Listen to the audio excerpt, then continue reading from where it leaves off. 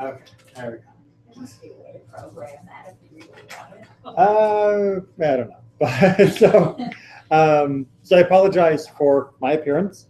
We're having the Passport to Hebrew program, and it meant a lot of work outside, and I wasn't going to wear a suit or even a dress shirt and slacks while doing that. Not in August in Orlando. So I am schmutzy, but one of the first things that I was shown when I entered rabbinic school in my very first Mishnah class on campus was a very, very old copy of a Mishnah with Yiddish commentary.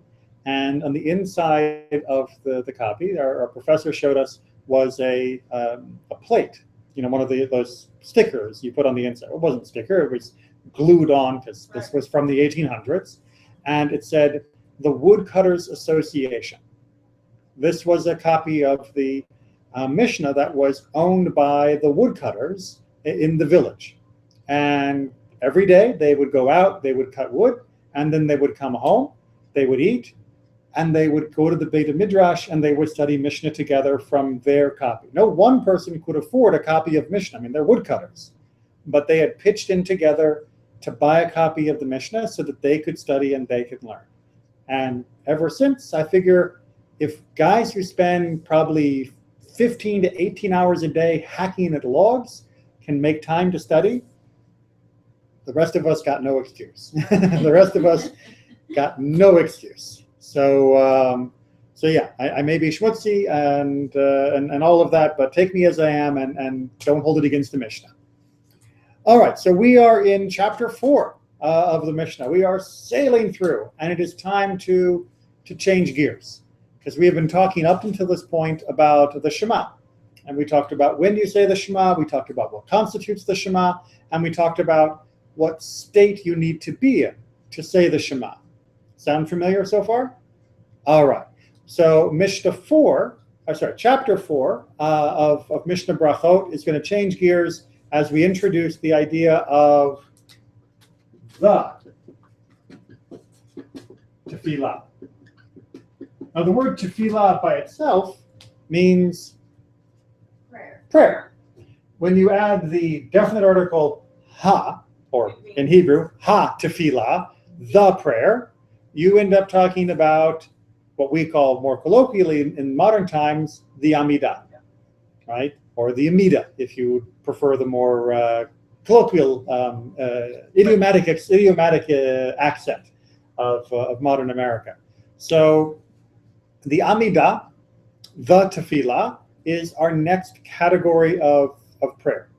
We're going to go into much more detail of what's in the Amidah, but I want to make sure that we understand what's in the Amidah at least a little bit before we start, or at least what we call the Amidah today.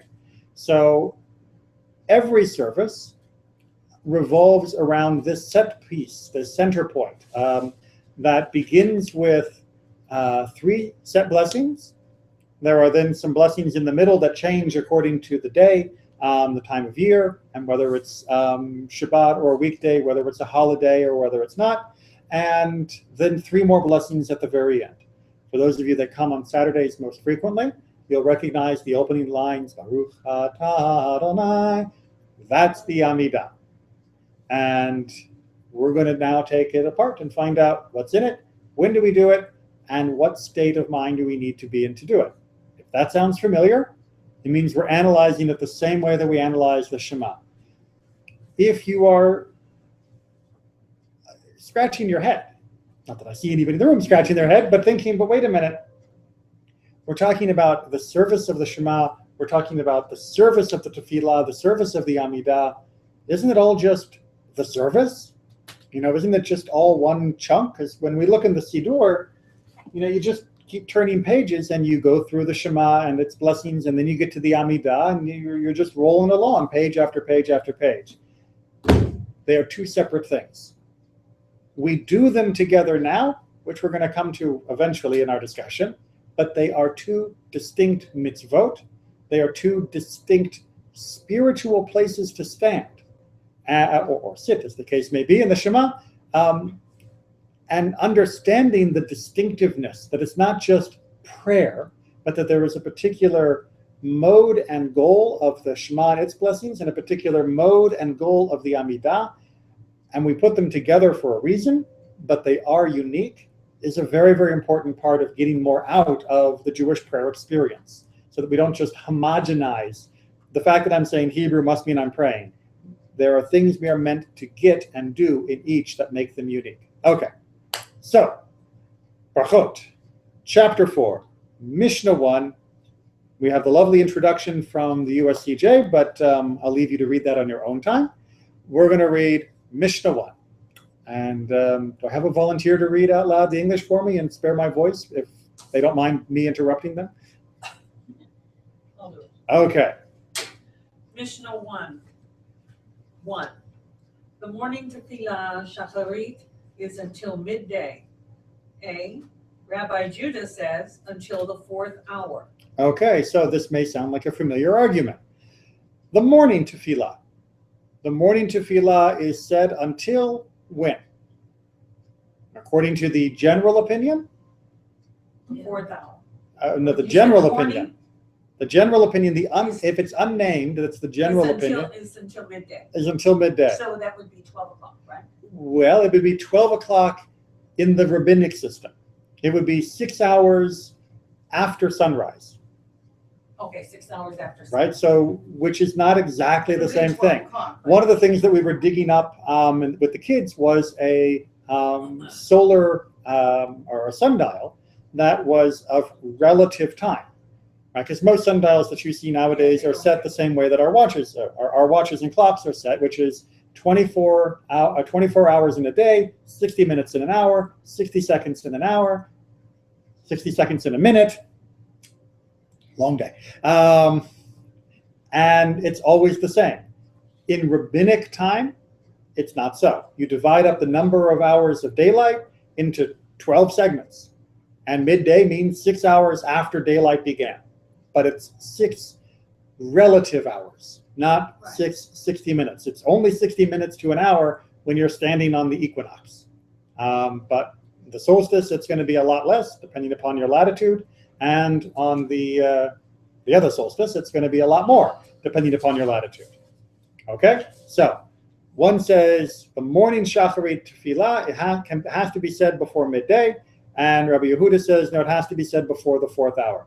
When we think about Shema, the morning Shema, when do we get to finish that? What was the latest time that was proposed in our Mishnah? I'll give you a hint. 3rd hour, right, was the latest time that was proposed. So that means I could say the Shema at sunrise, right? Earliest time is when I can tell the difference between the blue and the green, and then wait 3 hours, 4 hours, and then do the Amidah. And I would technically, we've talked about this in previous classes, technically, it's not the way we do it now, but I would technically be fulfilling the mitzvah according to the core of the Mishnah's teaching. Right? The fact that our prayer book puts them back to back, page to page, it's nice. That's the way we do it now. But the official mitzvah can be separated by hours. And you would be doing both correctly. Not in keeping with modern custom, but both of them would be fulfilling the mitzvah of each. Make sense? Maybe? Yeah. Okay. Onward. And by the way, you know, the numbers and the letters are not in the original Mishnah. The original Mishnah just gives you unpunctuated text. And this is a study aid to try and make things a little bit easier. Okay, so where it says 2, though. The afternoon tefillah, mincha, until evening. Rabbi Judah said until the middle of the afternoon. You could grab a copy of the one that says chapter 4.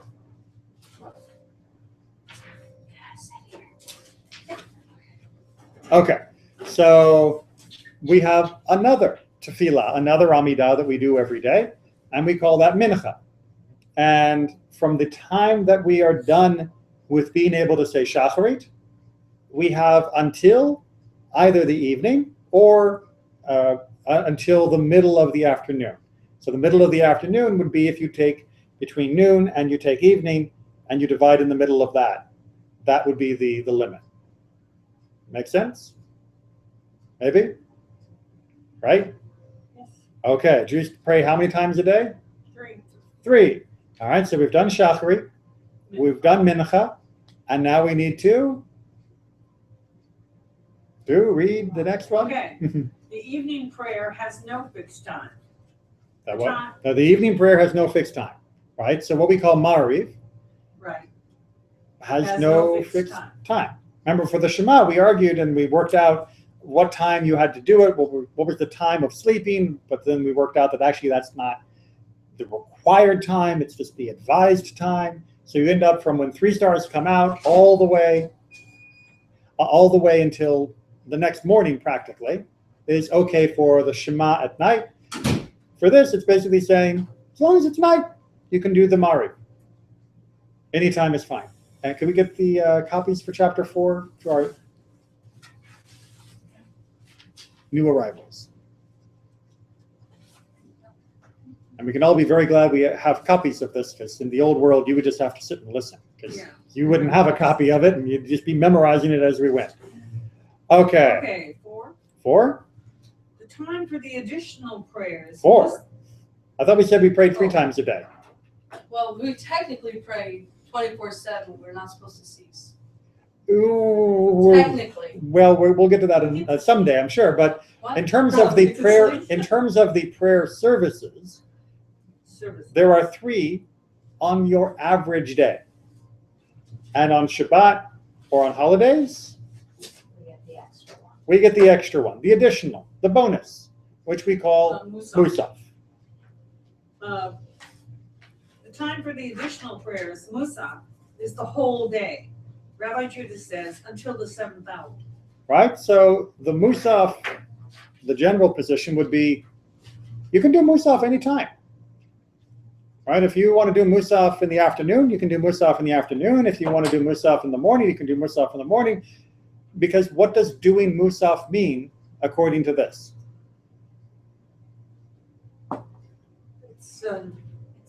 It's the tefillah. Right. You say the Amidah that contains the text regarding Musaf, and you're done. And you're done. That's You don't fine.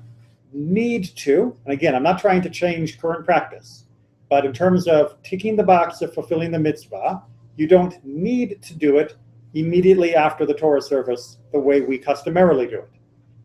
If you wanted to finish the Torah service and have a 3-hour-long discussion and then do Musaf, no problem. If you want to finish the Torah service, have lunch, have a nap, then do Musaf, no problem. Our contemporary teachers point out that getting people to come back is an issue. I think that's a reason. And it's been an issue for a long time. And so indeed, we do Musaf while we have a minyan, rather than putting it off. But before everybody runs away. But if you are on a boat all by yourself, and there's no issue of minyan or no issue of running away, if you wanted to do Musaf at a different time during the day, you would be covered, because that would be sufficient. Make sense? Okay, so we have our modern customs and the way that we fulfill this, but the core fulfillment has much greater variation in it than you might be used to seeing. Because I'm guessing that most synagogues you've gone to, at least those that do Musaf, I know that there are some movements that don't, but if you go to most synagogues that do Musaf, it's you do Shacharit, you read from the Torah, maybe there's a sermon, maybe not, depending upon the shul, and then you do Musaf. You know, boom, boom, boom. Why would some synagogues not do the Musaf? In the Reform movement, many of them choose not to do Musaf. Yeah, they don't. Yeah. And that comes back to the question of, why are we praying 3 + 1 times a day? Rabbi, I think in New York, maybe not just in the big cities, where you know you're going to have the minyan. Right? Some synagogues, they do the Musaf later. They'll do it near Mincha, right? Yeah, by Mincha. Yeah. Right. Why not? Because they know they're going to have the minyan. Exactly, and it's perfectly permitted. Yeah. Right? There's nothing wrong with it. But why are we doing prayer at all? And why this particular number of prayer? Is it in relation to when they did sacrifices in the temple? Bing, bing, bing, right? So the number of prayer services we have and the timing of the prayer services that we have correspond very nicely to the sacrificial services that happened in the temple. Right? So we are praying, we are offering our service at the same time that the service was offered in the temple. And the limitations are the same, or the opportunities, are the same. So the Musaf service, the Musaf sacrifice for Shabbat or a holiday could be offered at any time. Therefore, your prayer could be offered at any time. The Shacharit sacrifice in the temple could only be offered in the first part of the day. Therefore, your Shacharit Amidah, your Shacharit Tefillah, can only be offered in the first part of the day. Right? Our prayers have taken the place of the sacrifices of Jerusalem. And they are limited in the same way. We discipline ourselves in the same way that we are making a rather profound theological statement here of what used to be only done by the Kohanim, what used to be done only by people that were in a state of ritual purity, that used to be done by a very, very exclusive and very secretive, in a sense, realm, is now being done individually, personally, and we have that responsibility. It's not just, woohoo, I get to do what they used to do. It's, I have to do what they used to do. Okay, so Rabbi Neely, what I'm trying to understand is, okay, the prayers in the morning for the sacrifices, why are we still saying the same prayers when we're not doing the animal sacrifice? Okay, so there's two parts. There's one, if you look in most Sidurim, there will be references in many of the preliminary services that talk about sacrifices. This isn't saying that our prayers mention sacrifices, although the Musaf one expressly does. This is saying, I am praying. Sorry. I'm just checking for the rain. I am praying in the spot when the sacrifice would have occurred. And it will fulfill that function. A function that used to be performed and fulfilled by one group in one place at one time, I now have the responsibility to fulfill for myself in my place, in my time. Why we still mention sacrifices, the idea is expressed by our sages that to mention at the sacrifices and to pray at those times, both, are as if you have done the sacrifice itself. So we can't do the sacrifices because the temple was destroyed. We don't have the capability of doing the sacrifices. We can do this, and this is as good as the sacrifice. And they're drawing another connection here very subtly that we often miss, which is the purpose of prayer is the same purpose as the sacrifice. Now, that actually makes a lot of people uncomfortable because a lot of people are uncomfortable with the idea of the sacrifice, or they misunderstand it and think the sacrifice was somehow feeding God, or somehow that God wanted us to lose the animal to teach us a lesson or something, because that's kind of what the word in English means, right? When we say I have to sacrifice my weekend to go into the office. Don't do it, by the way. We make it like we're giving up something. But that wasn't the purpose of the sacrificial service in Jerusalem, and that's not the purpose of prayer. We're not giving up our tefillah. We're not giving up the time or giving up the focus or giving up the energy in order to do the tefillah, because having lost that, God will compensate us in some other way. Right? This is not a tit-for-tat exchange. We're not buying God's favor. We're not making a gift in a bribe sort of way. We are trying to reach the same spiritual connection to God that our ancestors should have felt, and the words of the prophets are very clear, they didn't always, but should have felt when they brought a sacrifice. Right? So we are achieving, hopefully, the same spiritual goal, which is to draw close to God in a way that used to require an animal, but now can be done with words. Okay? Make sense? Maybe? Okay. Yeah, but what bothers me with the prayers is that because the conservative movement does not believe that we're gonna have a third temple and we're gonna start sacrificing, but like the Orthodox do, Mhm. and the Reforms don't, and the Conservatives don't, so. Well, the conservative is ambiguous, I'll say. No, okay, because Rabbi Rubinger said there will never be a third temple. Yeah, the movement, the conservative movement is ambiguous. Right, Individual conservative rabbis, as sages and scholars of all stripes do, have their own reading, interpretation, and scholarship, which they believe I will believe prove a we will. particular point. I believe we will, because like, why are we, I mean, my opinion and my question is, we're still reading all the prayers of the sacrifice as if we had a third temple, even though we don't. I mean, so like, I guess in the future, we're hoping that there will be.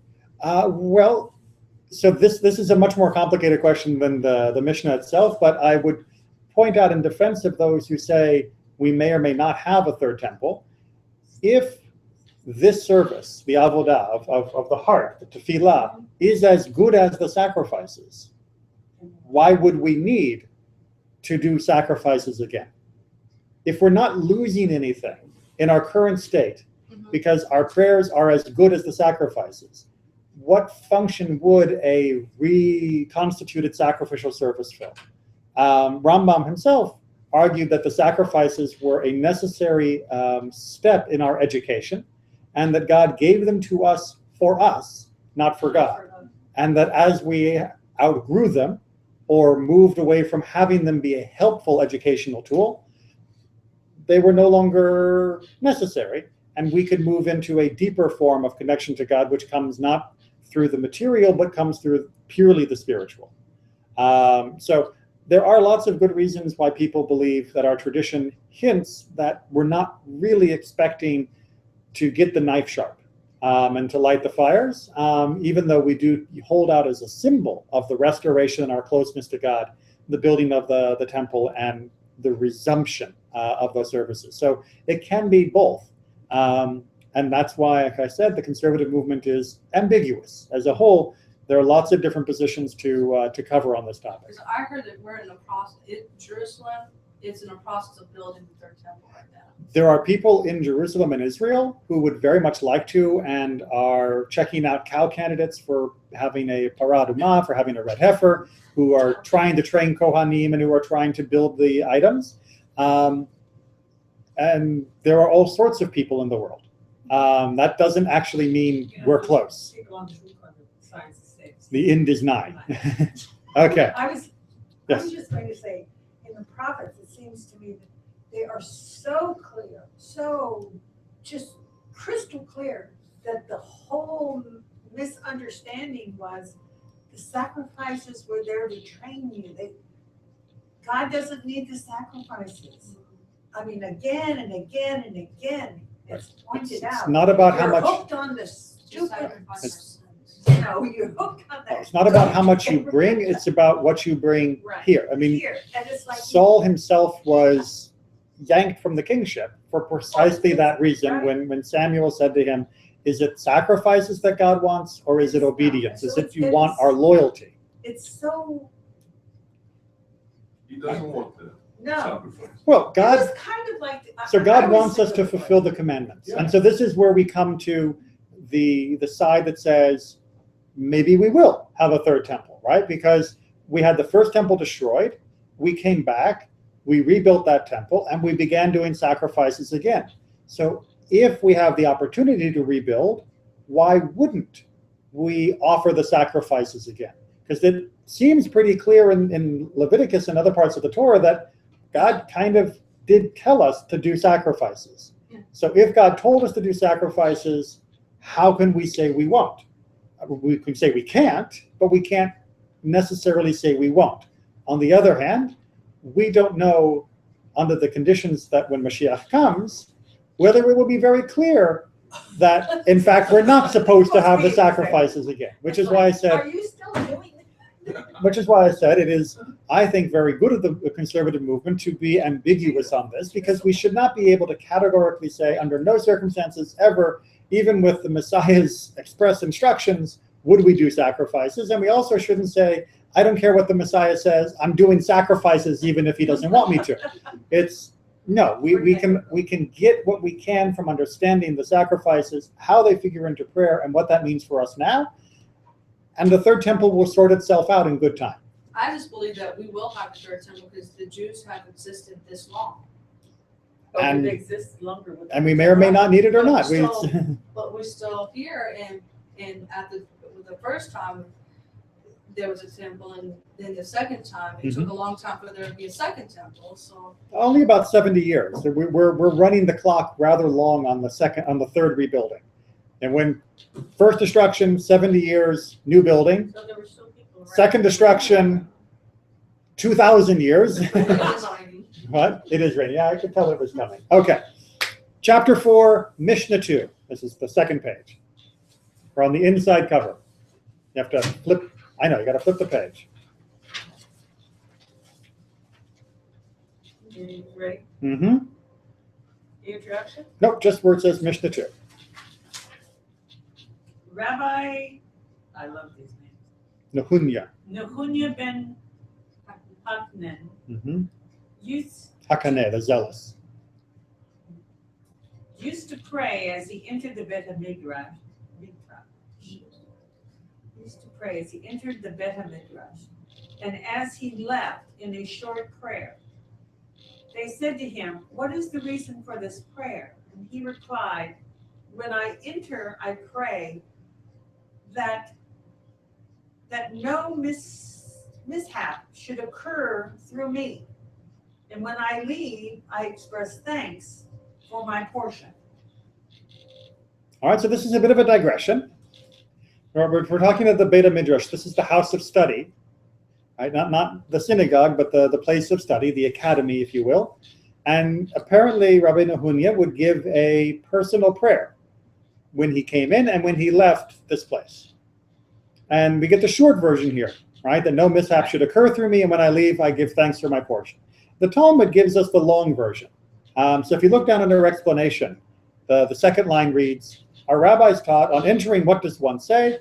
May it be your will, O Lord my God, that no mishap should occur through me, and that I not err in a matter of halakha." Right? So when you're studying, and especially when you're teaching, there's always a fear that you're going to say something wrong or something that's easily misunderstood, and then there's going to be a problem because the person's going to act on what you told them, and they're going to they're going to have a transgression or cause an argument or get into some trouble.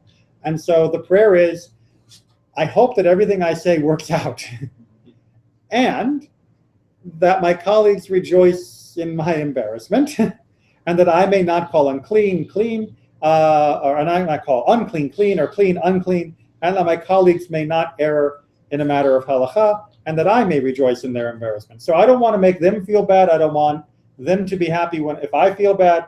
Let's have everything just come out the way it's supposed to be. Right? And when he would leave, he would say, "I give thanks to you, O Lord my God, that you have placed my portion with those who sit in the Beit HaMidrash." When he talks about his portion, it's, look at how fortunate I am that I can spend time in the academy. I'm sorry.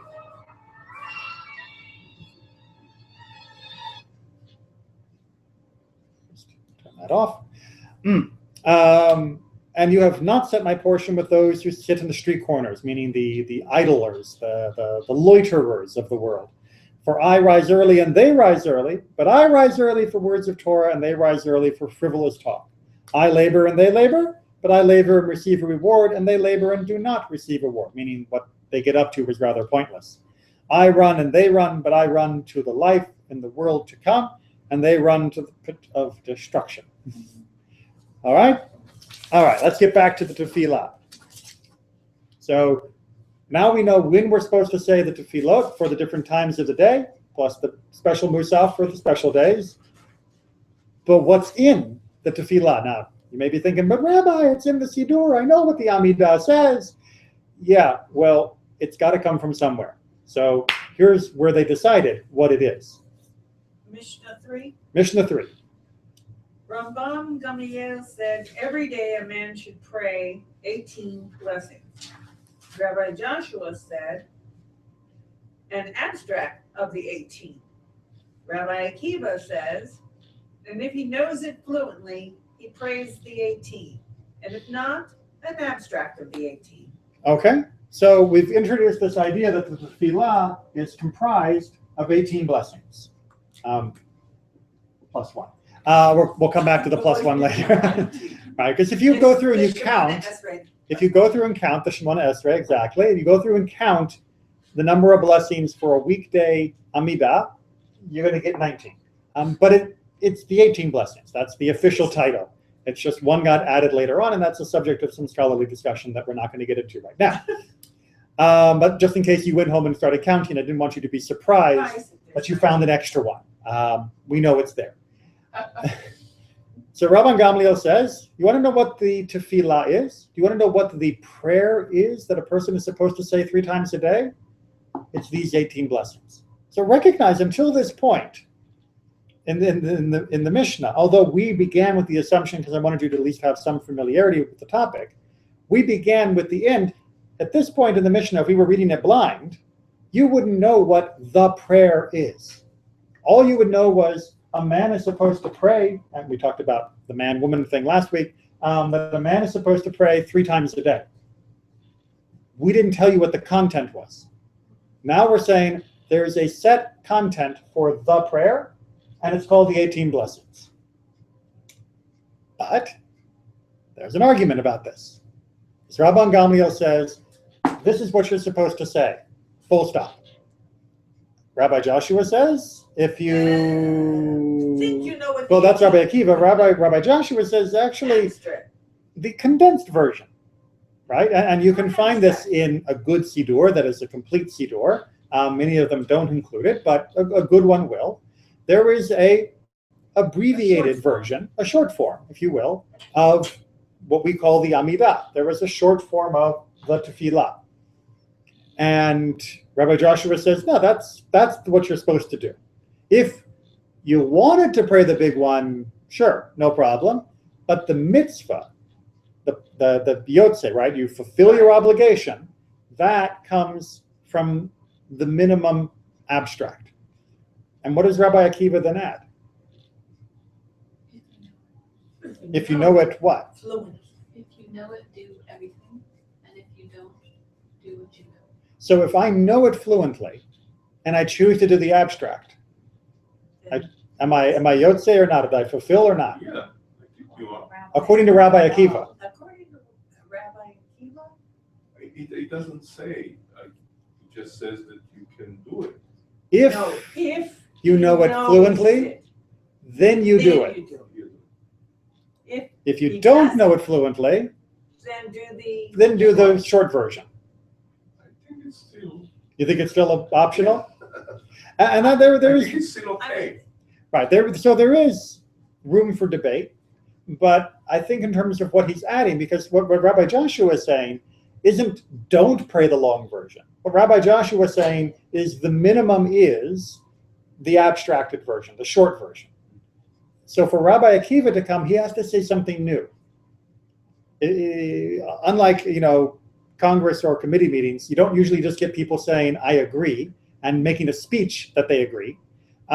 You actually get in the Mishnah, when someone makes a statement, there has to be a distinction between their opinion and everyone else on the page. Because if there's no difference, they wouldn't be on the page, right? They would just be ditto and go home.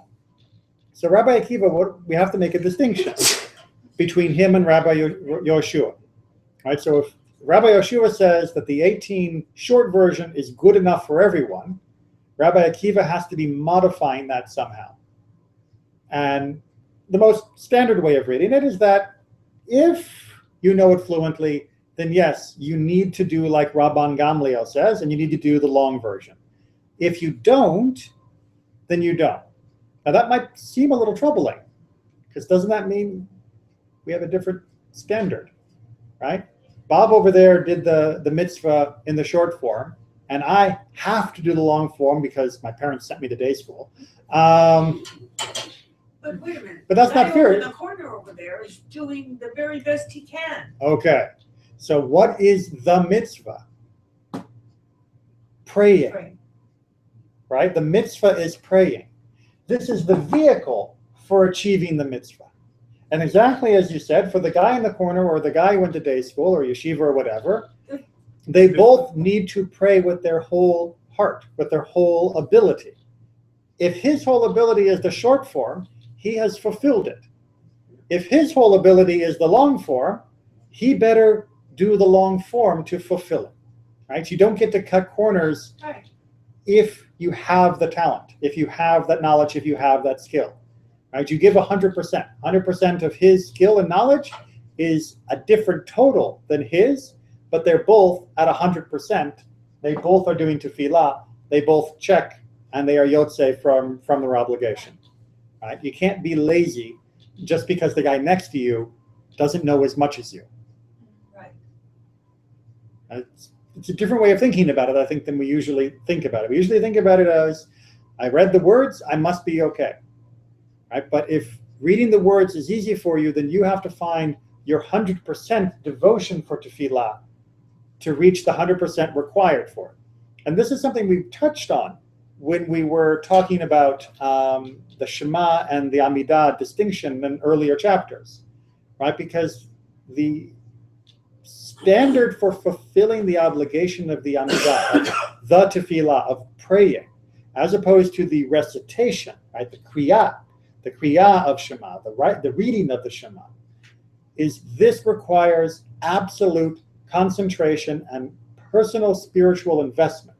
The Shema, too, needs intentionality that I am fulfilling the mitzvah, but because it's a recitation, it doesn't require the same presence of mind, the same absolute filling of the space of prayer with everything you've got. You may be thinking, but Rabbi, it is a recitation, right? The tefillah, the Amidah, the Shemona Esrei, don't we just recite it? We do now. We have a full printed version now. Right. That isn't the way it used to be, and it isn't, according to our sages, the way it is even if you have a full printed version. Right? Even if you have a full printed version, if you add nothing new, if you add nothing unique from yourself in your Amidah, you did not fulfill your obligation, even if you said every word. The Shema, yes. As long as you were present and focused, that's okay. The Amidah, tefillah, you have to be in there. It can't just be the words dropping out of your mouth. Okay, let's move on. And that's why there's so many restrictions about when you're standing, or if you finish before someone else, or can you talk about something that it's And about creating this where kind you of can do it code. and when you can do it, and how you stand. Right, and if you have to walk in front of someone, or whether you have to walk the whole way, there's all kinds of rules on it, Mhm. just for that moment. Right, this is a high standard, and we're going to continue to talk about this for a bit. But this is a high standard for what tefillah is. And this goes back to our earlier question about the sacrifices. Because what was it the prophets were so upset about when they said the sacrifices were bunk? Intent. That people were bringing a cow and slaughtering the cow and then leaving the temple and going off and murdering someone or stealing from them or exploiting the poor or everything else that we did wrong that the prophets talk about. So clearly when he brought the cow, there was just a cow. And that's not what the sacrifices were supposed to be. So too here.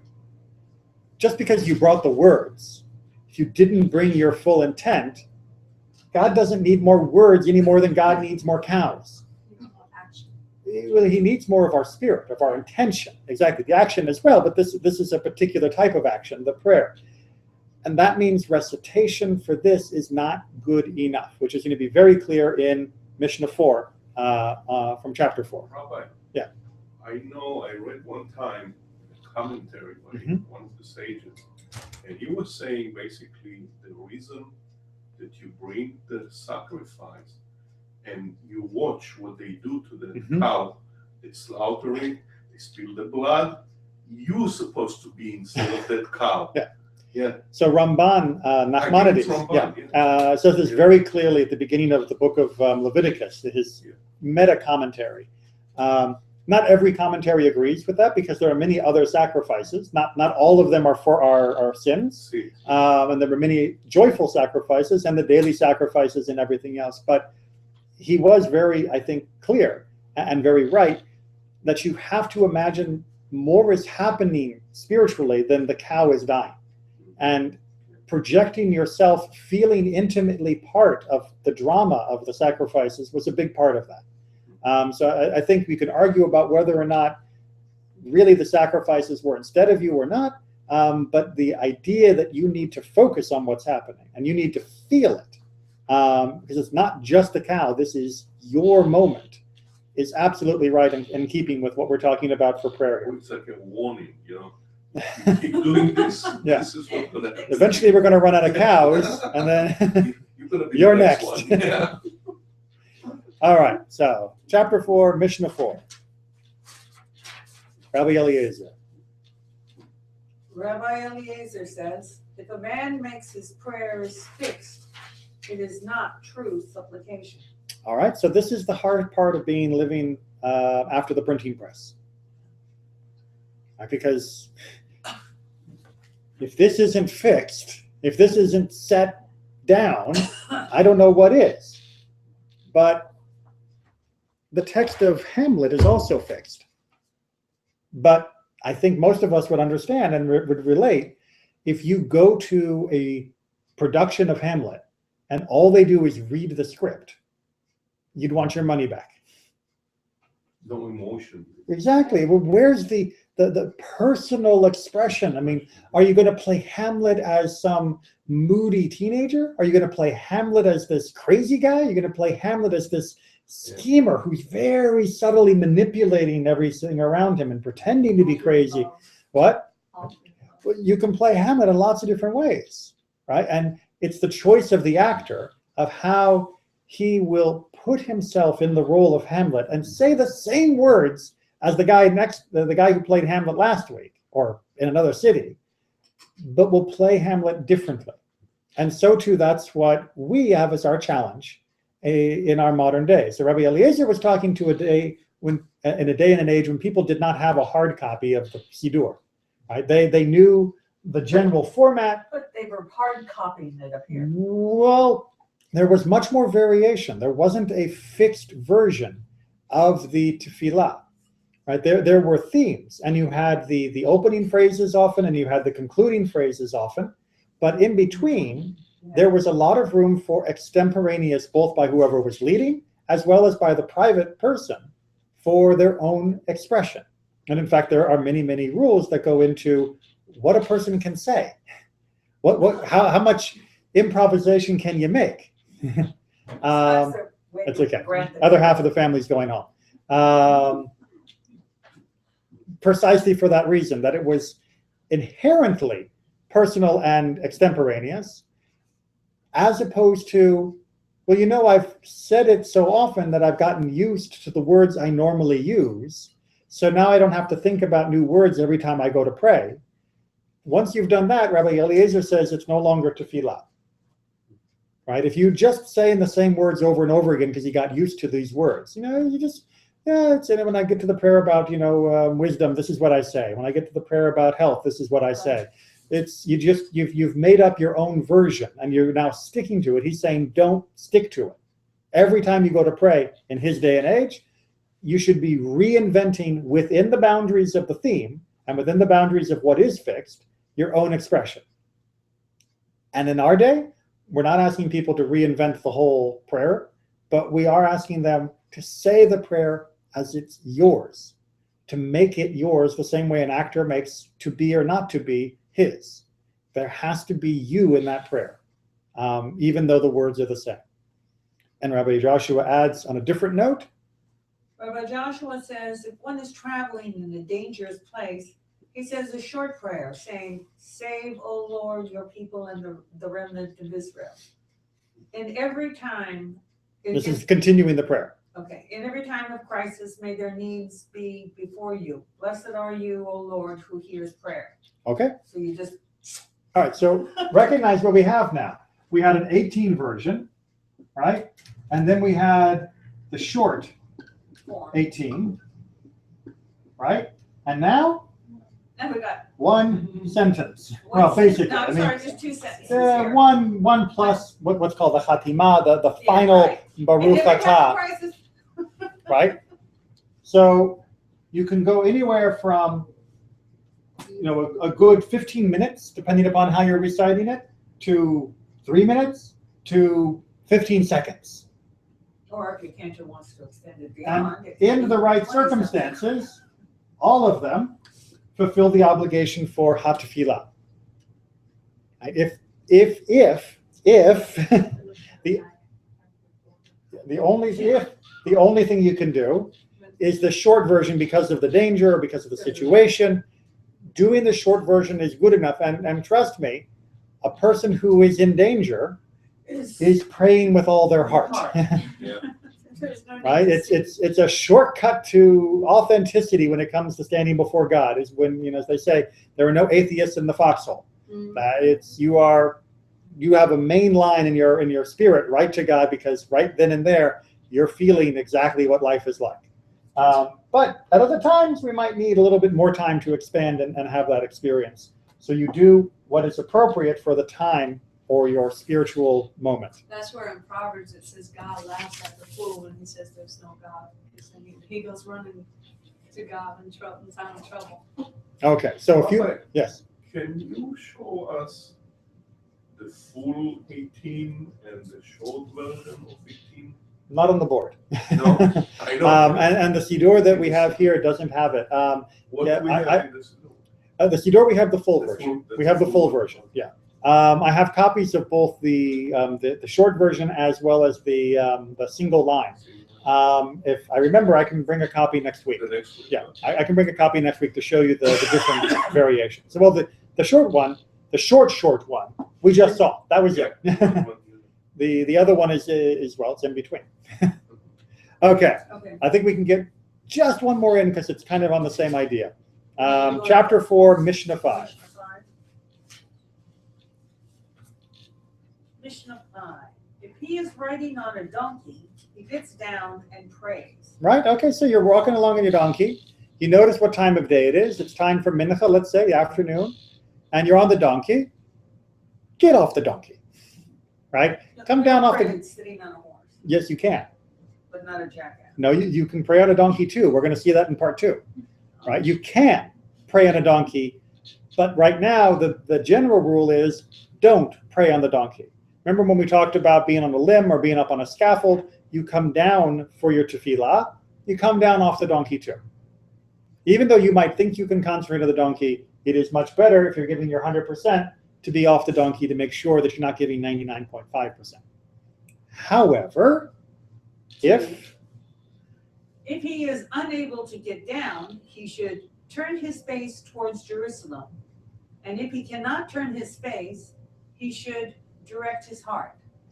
Okay, so let's say you're with a donkey, you're on a donkey with a group caravan, right? And they're not going to wait for you when you get off the donkey to stand there and pray. And in those days when you had caravans, the reason you were in a caravan was security, protection, right? So getting off the donkey and praying and letting them disappear over the horizon while you daven, not a good idea. And our sages knew that. They didn't say, don't worry because you're praying, God will protect you. They said you stay on the donkey, you keep going, but you also still have an obligation to do the tefillah. And because the direction we focus ourselves in is so important, if you can turn towards Jerusalem during this moment, physically turn, your face towards Jerusalem. I'm doing so right now. If you can't, maybe because you don't know where Jerusalem is, you're on a boat or something, or for whatever reason, you still can choose to direct your heart towards Jerusalem. Right? So the physical motion is there to help us realize the inner state, but lacking the physical motion doesn't prevent the spiritual state. I want to make sure that, because I kind of jumbled that up a bit. Let me make sure I get that out again correctly and clearly, because it's a very, very important idea. All of the physical elements that go together with tefillah, right? The turning towards Jerusalem, the steps back, the steps forward, the bowing, all of those elements are there to help us give that 100% spiritual attention to what we are doing.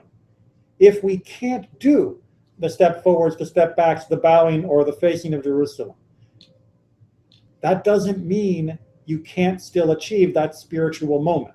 It may be harder because you lack these physical tools which help so much. But the intent of the physical tools isn't just I did them. It's they helped me reach this spiritual moment.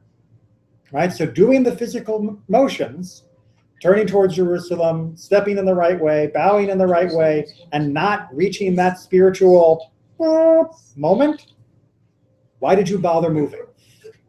Right? That wasn't the reason. Okay, we're going to call it there because we're going to go on with a little bit more of this, of how you. Okay, hold on. We can add chapter 4, Mishnah 6. It's one sentence, and it's the same theme, and then we're going to change. Then we're going to change directions. So let's just tack this on. Real quick. So that's why a lot of people used to carry compass with them, right? Well, that was so you didn't get lost. But when they were facing, It's helpful, yes. And to this day, you can get an app for your phone that will also tell you exactly which way Jerusalem is. In fact, we talked about that just a few weeks ago when we had our class on Jewish apps. I was actually had in 63 be in an airplane flying to Israel in the morning and yeah, well. Which way is the plane going? The plane was landing in London and then Paris and then going, and there was a small scuffle in the back as people were arguing with the stewardess over which way was east, and people were opening up the windows this way and opening the other side of the plane, and I'm going, what are they doing? They were like, it's time for morning prayers. Well, Where's Mishnah 6, what should they have done? Yeah. if he is traveling in a ship or on a wagon or on a raft, he should direct his heart toward the Holy of Holies. Right? If you don't know the direction, or it would be horribly rude and disruptive to find the direction, Like, you can daven by directing your heart. Right? And it's better to know the direction and to be able to turn, because the physical elements, trust me, help. Turning towards Jerusalem puts you in the right frame of mind. Standing, stepping, bowing helps you reach that right frame. But if you can't, maybe a little harder, but you can still reach that frame, and you shouldn't besmirch the act of tefillah by fighting over the direction of Jerusalem. Right. It's an aid. It's not meant to be a prevention. Okay, so there's where we'll leave with the idea of directing our heart, no matter our altitude, because that was the real thing. I'm glad they were trying to find east, but Jerusalem is 35,000 feet down. So facing east isn't helping you. No, that's a question. And I was only, Yes. I was only I 17. have a That's question. that is fun. I read